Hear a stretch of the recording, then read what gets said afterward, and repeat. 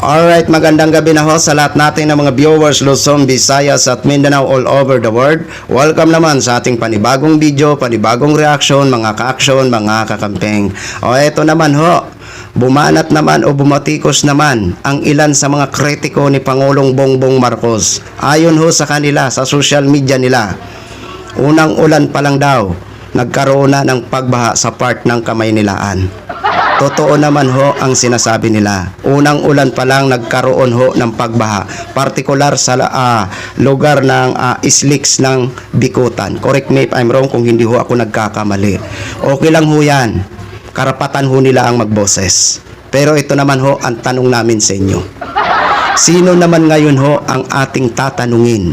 Sino naman ang ating sisisihin? Sino naman ang gagastos? Kasi nagkaroon naman ho ng pagbaha sa part ng Davao City.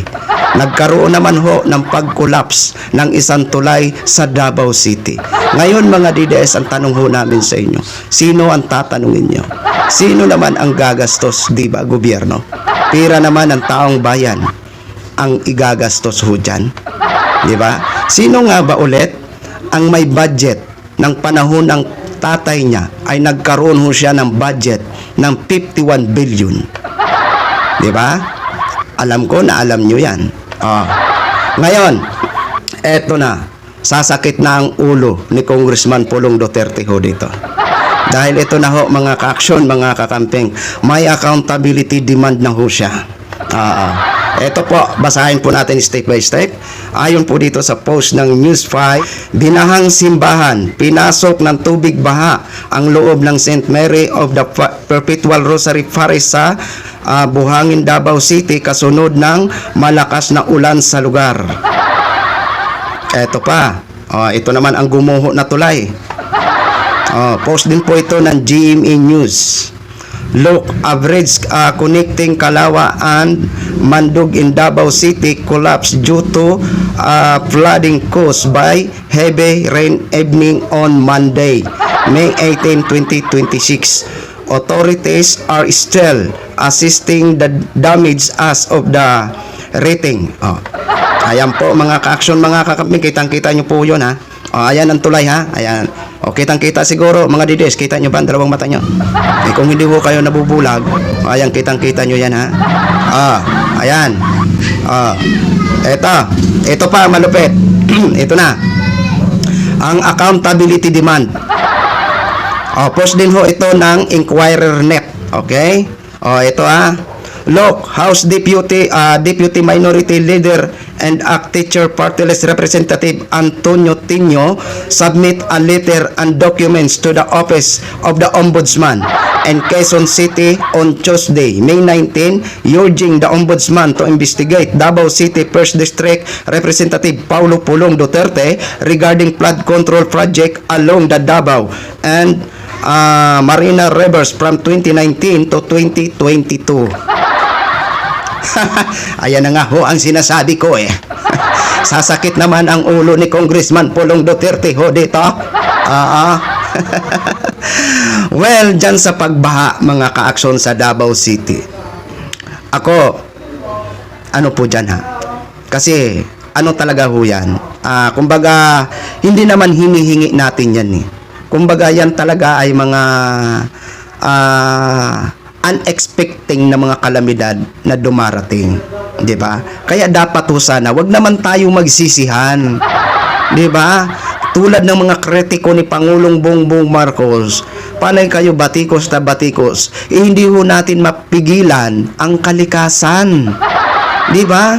Dapat intindihin ho natin, dapat ipagdasal ho natin ang ating mga kababayan na sana ay safe ho sila, 'di ba? Kaso nga ho, ang ilan kasi sa mga DDS, kung makapagbatikos kay Pangulo, grabe naman ho. Pero alam ko na karapatan din nyo ho yan, di ba? Magbuboses kayo. Pero ito naman ang tanong natin. Sino naman ang gagastos? Diyan sa pagguho ng tulay, diyan sa Davao. Siyempre, gobyerno. Pera ng taong bayan. Diba? Kaya wag na tayo magsisihan, dapat sana magkaisa ho tayo na tulungan ang administrasyon ni Pangulong Bongbong Marcos. 'Di ba? Oo, tulungan natin na sana maging successful si Pangulong Bongbong Marcos. 'Di ba?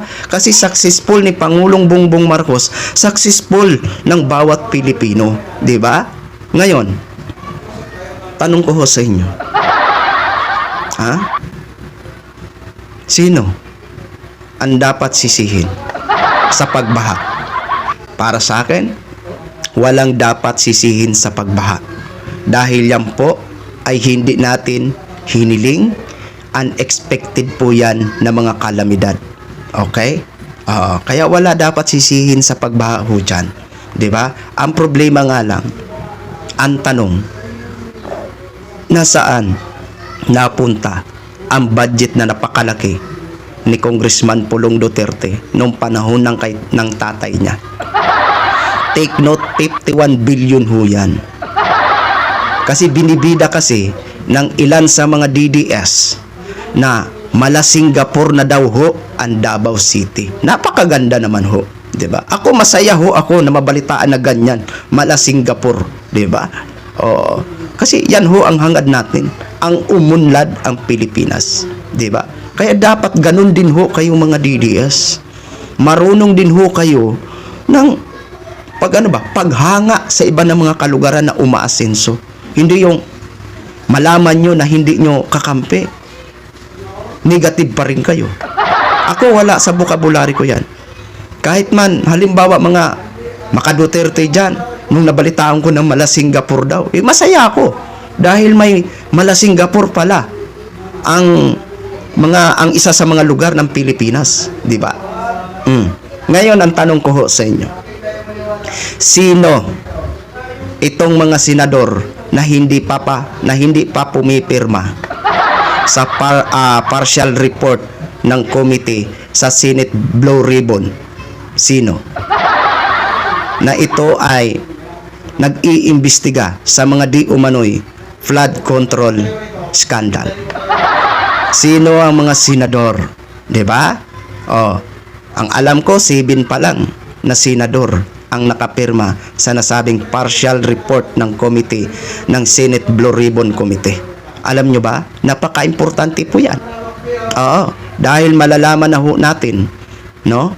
Na malalaman na ho natin ang natutuklasan ng committee. Di ba? Kaya, bago ho kayo magsabi na tikom ang bibig ni Bam Aquino, Kiko Pangilinan, Reza Hontiveros, abay, sino nga ba talaga ang tikom at takot pumirma? 'Di ba?